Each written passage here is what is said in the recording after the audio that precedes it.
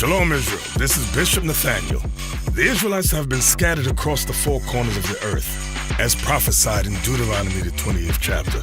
Here at Israel United in Christ, we need your help to recover the remnant of our people, teach them the gospel. Please help us, support us, and join or donate to the Booster Club today. Shalom.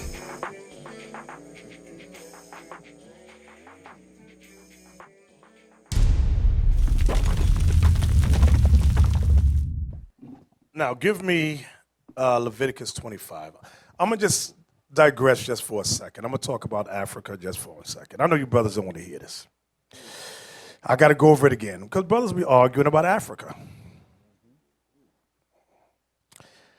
What was Israel called before it was called Israel, brothers? What land is that? That's the land of Ham. The land of Ham. Not the land of Ishmael. Put a map up of Africa. Let me see something real quick. Just put a map up. Just curious. Map of Africa. Okay, that's fine. That first one right there be fine. Okay. Read the scripture. Verse 49. 38. I apologize. 38. 25, 38. I apologize. Verse 38. I am the Lord your God, which brought you forth out of the land of Egypt. So we came out of Egypt. I want you to look at that map. Where Egypt is what? Where you see the Nile River, that blue on the left, my left, Egypt is there. Go ahead. To give you the land of Canaan. To give us the land of Canaan. That's another part of the land of Ham, which is Africa. Now give me Deuteronomy chapter 11. What verse you starting at? Verse 24. Go ahead. Every place whereon the soles of your feet shall tread shall be yours. From the wilderness and... Now you see what it says from the wilderness. Now you see the river. You see the Nile River on my left. Then you got that little triangle section right there. Y'all see that triangle section? That's the wilderness right there, that triangle section. What they do, they start Israel right after that triangular section. But our borders started from the wilderness right there. Go ahead. From the wilderness and Lebanon. And go up to Lebanon. Where's Lebanon? You got to zoom in a little more. Right, you see Lebanon right under Beirut. Y'all see that? Go ahead. So from the wilderness to Lebanon, go ahead. From the river Euphrates. Now the river Euphrates is that dark blue. Now it means it extends all the way up. You see up? It will go, Israel will go up. You see where it says Aleppo over there? It will go up to that. Y'all see Aleppo? It will go up, right up there towards the Euphrates, right up there. So Israel in the Bible is larger than you see Israel on the map. On the map is very teeny weeny. That's Esau's Israel, that little section there. But in the scriptures, it gives you the borders. Go ahead. The river Euphrates, even unto the uttermost sea shall your coast be. The uttermost sea is the Mediterranean Sea, that big patch of water right there, that big blue. So it's letting you know from the wilderness all the way up towards Lebanon, even further up towards the Euphrates River. So the Bible's giving you a different map than what we're seeing in the world today on the land of Israel. So now from there, give me Psalms 106. So now we're entering the land of Canaan. Now I know the sisters are taking a sigh of relief, but I ain't forgot about you. I'm getting right back to that side of the room in a moment, but I just want to talk about Africa for a second. It's going to tie in. It's going to tie back to that side of the room. Now give me Psalms 106, verse 32 to 38. Watch this. Psalms 106, verse 32. They angered him also at the waters of strife, so that it went ill with Moses because they provoked his spirit, so that he spake unadvisedly with his lips. Moses got in an argument with Israel. Israel pissed him off. Go ahead. They did not destroy the nations. This is the part I want. They did not destroy the nations. Go ahead. Concerning whom the Lord commanded them, but were mingled among the heathen. We were supposed to enter the land of Canaan and destroy the Jebusites, the Canaanites, the Hittites. We did not destroy all of them. We left some of them there, and it says we did what? But we're what? Mingled among the heathen. We were mingled among the heathen. Go ahead. And learned their works. And learned their works. That's what happened when we were in the land of Canaan. Now watch this. Give me Luke 21:20. You know, I wanted you to keep reading. Didn't I ask you to go down to 38? Come on, Cap. Stay with me. Verse 35. I feel heat. I feel like they got a heater on burning up here. Go ahead. But were mingled among the heathen and learned their works. Come on. And they served their idols. And when we were in the land of Canaan, which became Israel, what did we do? And they served their idols. We served their idols, which were a snare unto which them. was a snare unto us. Go ahead. Yea, they sacrificed their sons and their daughters unto devils, and shed innocent blood. And shed innocent blood. Now, when we were in Liberia, we had an interview with General Butt Naked. I was curious why they called him Butt Naked. He said he never wore clothes. Only thing he wore was sneakers. And this dude was a warlord in Liberia. He told us he had to get power from Satan. He had to do a lot of sacrificing of children. He said during the Civil War, which was in the 80s tore up To 2003. to 2003. 89 to 2000. He gave us one instance where he took a little girl in the water. She was 8, and he broke her neck. That's how he lived. He said he killed many children like that because he wanted power from Satan. He wanted to be bulletproof. So now we hear this stuff and we go, oh, he's the devil. But what are we reading that we did there? Read that again. Verse 38. Verse 37. Yea, they sacrificed their sons and their daughters unto devils, and shed innocent blood, even the blood of their sons and of their daughters. God is telling us the sins that we committed as well. Read on. Whom they sacrificed unto the idols of Canaan, and the land was polluted with blood. That's verse 38 yet? That's verse 38. From there, give me Luke 21 and 20. Now, I'm going over this for a reason. God, brothers, we be arguing about Africa. I know. Africa, damn Africans. Go ahead. Luke 21, verse 20. And when ye shall see Jerusalem compassed with armies, then know that the desolation thereof is nigh. Then let them which are in Judea flee to the mountains. The mountains is making a reference to us deeper into Africa. Run for your lives. That's what Christ is saying. Now, he's telling us to run to the mountains of Africa, meaning leave the land of Canaan, go down towards the land of, you got, what's at the top? You got Foot, if I'm not mistaken, Put, P-U-T, P-H-U-T. We had to run through the land of Mizraim, which was Egypt. Then you got Put, which is the North African area. Canaan was a little further down. And then who else was there? You had Cush, which was Ethiopia with the Horn of Africa. That's Somalia, Ethiopia. We ran through there. Now, watch this. Give me Revelation 12:14. John the Revelator talks about the same thing that Christ just said. This is the book of Revelation, chapter 12 and verse 14. And to the woman Israel were given 2 wings of a great eagle. Right, the 2 wings that we were given was a great escape because Rome, that's what the eagle represents. Rome was on our heels. Rome was coming to kill us. Go ahead. That she might fly into the wilderness. The wilderness is the deeper recesses of Africa. That's what the wilderness is talking about. We're running for our lives. Okay, go ahead. Into her place. From there, we was taken into captivity in America, UK, so forth and so on. Go ahead. Where she is nourished for a time and times and half a time from the face of the serpent. Yes, the serpent, which is Esau, is nourishing us with his welfare, his food stamps, so forth and so on. So when we left listen good to what I'm about to say, when we left our homeland of Israel, which was previously called the land of Canaan, we fled into the deeper coast of Africa, and we remained there for over 1,000 years. Over 1,000 years. From there, give me Zephaniah 3. Type up, I sent you something called River. It was on GroupMe. I put something called River Map or something like that. That's what I want right there. Now, read Zephaniah 3 and 10.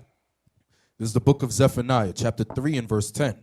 From beyond the rivers of Ethiopia, my suppliants, even the daughter of my dispersed. So we've gone over this before. The Blue Nile, which is located in the heart of Ethiopia, in, what's it called? Addis Ababa. The Blue Nile goes from Ethiopia. It connects with the Nile, which extends from Egypt. Now look here. The Nile River begins just south of the equator, flows northward through. This is just what the daughter might disperse. Egypt, this is where the Israelites are located around. Egypt, Sudan, Uganda, Ethiopia, Zaire, the Sahara Desert, Kenya, Tanzania, Eritrea, Burundi, and Rwanda, and ends at the Mediterranean Sea after flowing through the Nile River Delta. Now let's read the scripture again. So God is giving us a blueprint, a map of where a remnant of Israelites are located. Read. From beyond the rivers of Ethiopia, my suppliants, even the daughter of my dispersed, shall bring mine offering. Come on. In that day shalt thou not be ashamed for all thy doings, wherein thou hast transgressed against me. For then I will take away out of the midst of thee them that rejoice in thy pride, and thou shalt no more be haughty because of my holy mountain.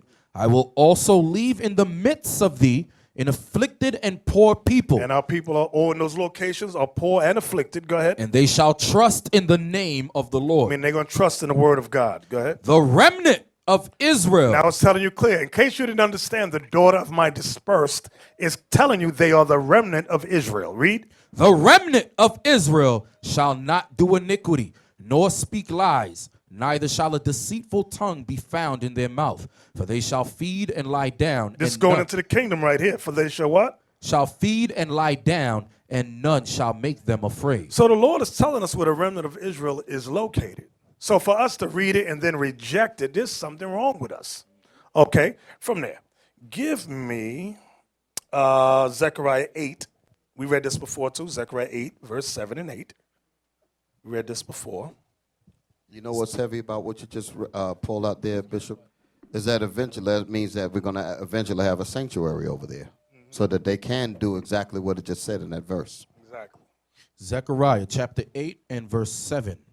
Thus saith the Lord of hosts, behold, I will save my people. My people, the Israelites. From the east country. The east country is talking about Africa. Go ahead. And from the west country. The west country is talking about America. That's what it's talking about. Go ahead. And I will bring them, and they shall dwell in the midst of Jerusalem, and they shall be my people, and I will be their God in truth and in righteousness. So now, from there, give me the next article, South Africa article called History of Slavery. Yep. It's right above the Nile River part. Yeah, that's it right there. That is it. Zoom in on that thing. History of slavery and early colonization in South Africa. Wow. Okay, let's go down. Go down. A slave auction.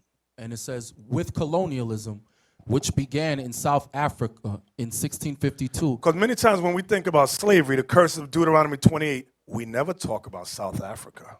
We'll talk about Ghana before we talk about South Africa. We'll talk about the West Coast before we talk about South Africa. And remember, one of the most famous slaves, who knows the most famous slave that came from South Africa? It was a woman, Sarah Baartman. Exactly. Read. With colonialism, which began in South Africa in 1652, came the slavery and forced labor model. This was the original model of colonialism brought by the Dutch in 1652 and subsequently exported from the Western Cape to the Afrikaner republics of the Orange Free State and the Zuid Afrikaanse Republic. Many South Africans are the descendants of slaves brought to the Cape Colony from 1653 until 1822. Can you read that sentence again? Many South Africans are the descendants of slaves brought to the Cape Colony from 1653 until 1822. So when we read Deuteronomy 28, that includes that. That includes that. This should make you go, wow. Okay, now, right, that's recent. So now, y'all can read the whole article on your own. Now what I want to do, I want to go to the video where it says whites must be happy. Don't worry, sisters, I didn't forget about you. Whites must be happy. Yes. This is Julius, what's his name? Malema. He is a political activist. He's one of the spokesmen on getting the land of South Africa taken away from the white people, from Esau. Let's give him a hand for that thing. Yeah! See, some of them ain't clapping over there. I don't know about that. Play the video. Play the video. We don't back whites. We don't care about their feelings. Wait, stop. Wait, go back. I want to see the words. See, who yelled out Wakanda? He said, go ahead, I want to see the words. Hit play. We don't back whites. We don't care about their feelings. That's what I'm talking about. That's what I'm talking about. Come on. Whites, we don't care about their feelings. They've made us suffer for a very long time. Yes. It's our turn now. They must be happy. We're not beating them up. They must be happy. We're not calling for genocide. We're exercising our political freedom. And we're hating them the most. How can I go Twitter? No. Bakajijadi feelings Makua after expropriation of land without compensation. We are exercising political power. It is more hurtful. It is more painful than a gun. It is more painful than a spear. We hurt you and take from you without a drop of blood. That's the power of democracy. That's who we are. We don't subscribe to violence. We don't subscribe to brutality. We subscribe to the exercising of our political freedom, and we stretch it to the limit. When people say it can't work, we demonstrate to them that it can work. We are now getting land in our lifetime. Yo, our children are going to worship us forever. Well, this was a powerful generation that brought the land back to the people, back to the rightful owners, without genocide, without a drop of blood.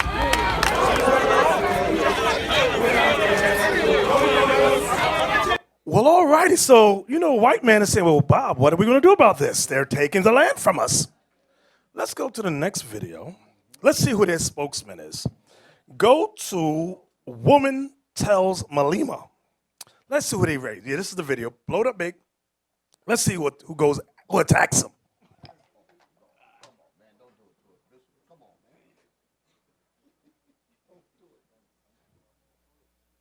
Righteous Atuwa Tama Kamske. It means, in my ancestral language, our struggle continues. Mr. Malema, you have no authority to talk about land ownership. The Khoisan is the only authentic voice that can talk about land.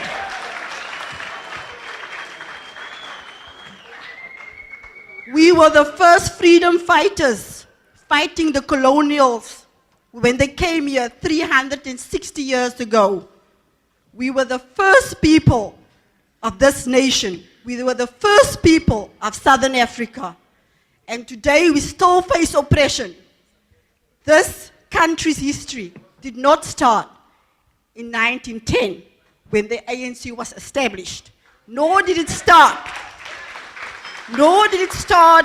in 1994 when you went to a democratic dispensation.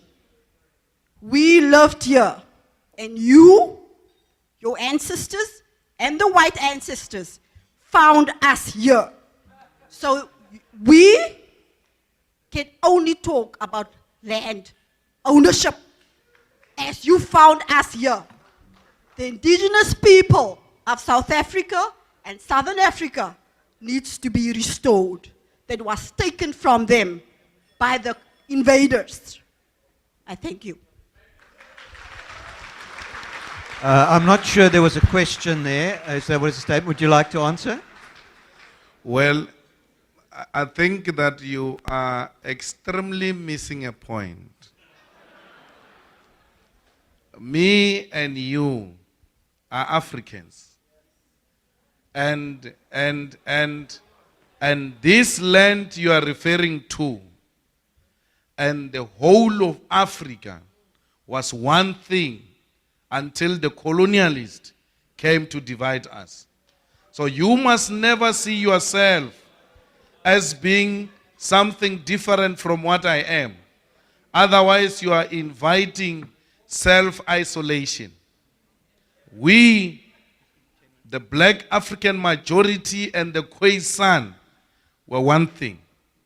And we are the only ones who can speak with authority about the Africa, the continent of African majority.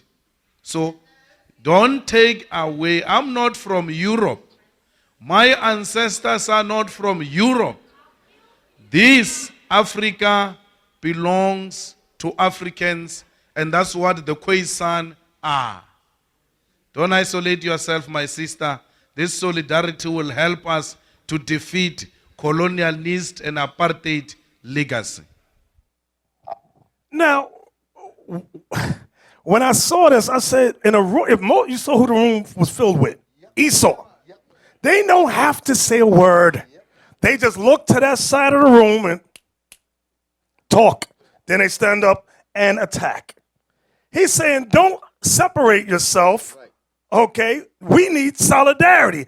How come in our sisters' minds, they don't understand solidarity with their man? They don't understand that. Now, maybe she is a Hamite, but that's not the point. The point is solidarity, get Esau out.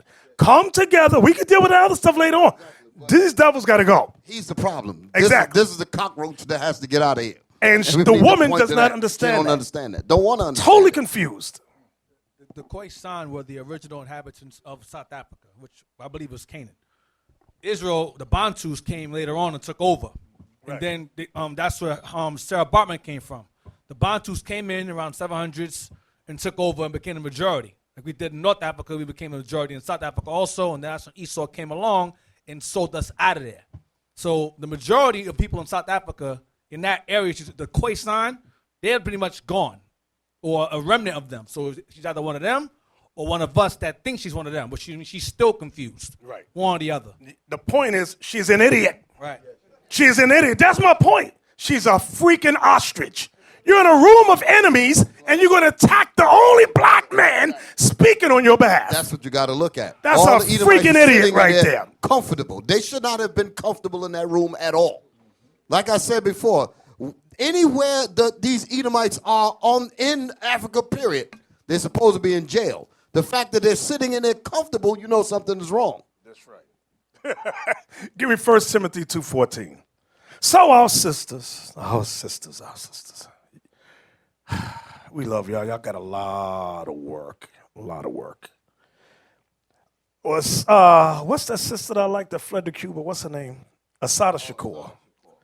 She made a statement. Can you type in Asada Shakur quotes?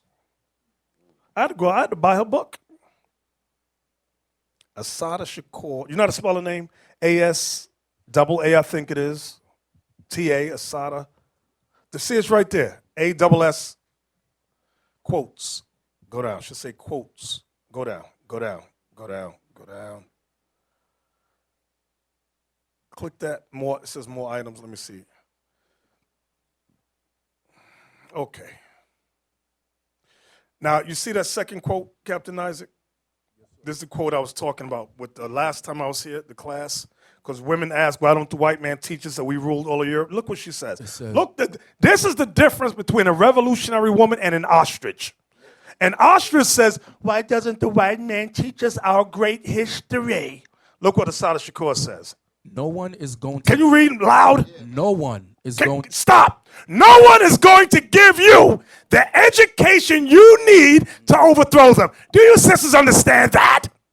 No one is going to give you the education you need to overthrow them. Nobody is going to teach you your true history.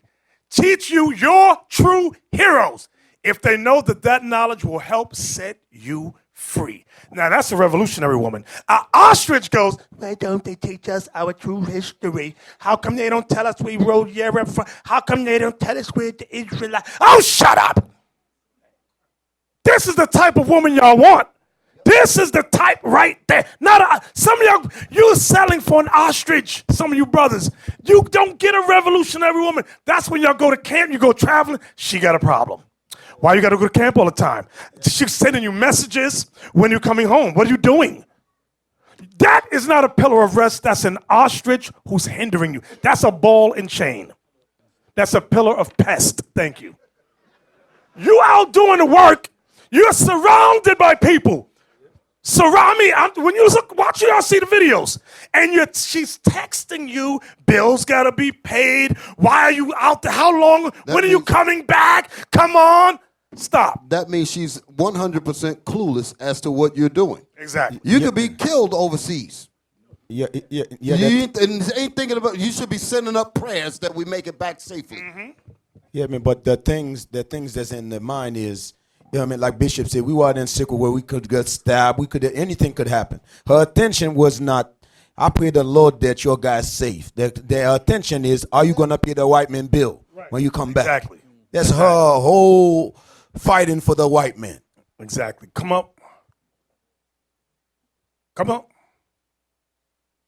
I want the one about a woman. She wrote something about a woman. Right there. You see that line right there?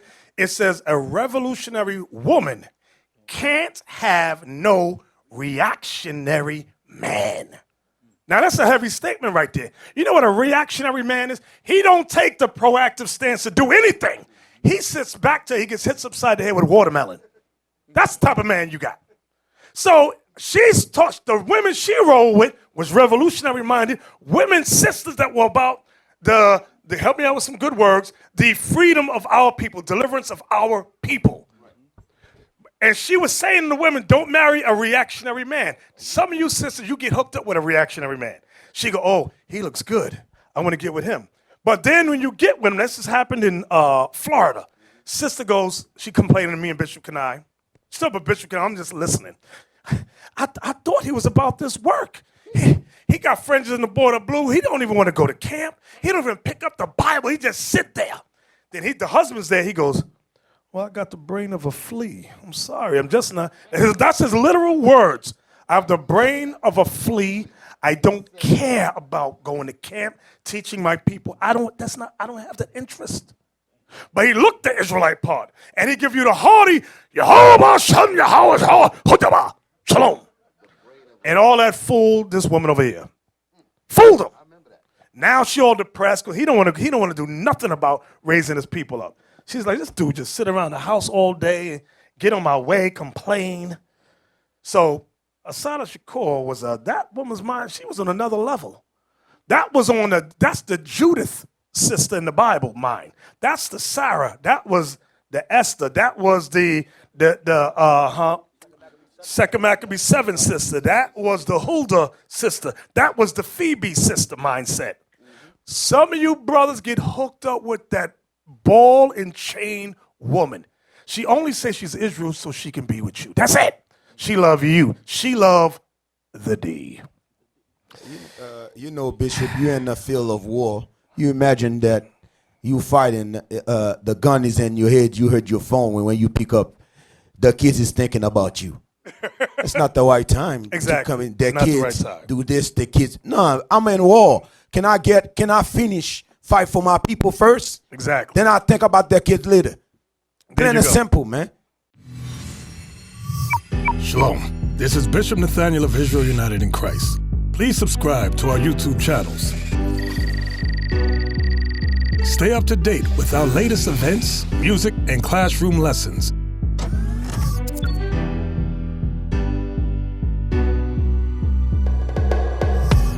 IUIC plans to continue visiting different countries where this gospel has not been preached before. IUIC needs your help in pushing this truth.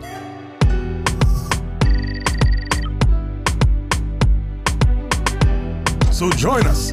Subscribe to our Instagram, Facebook, Twitter, and podcasts, and stay up to date with us.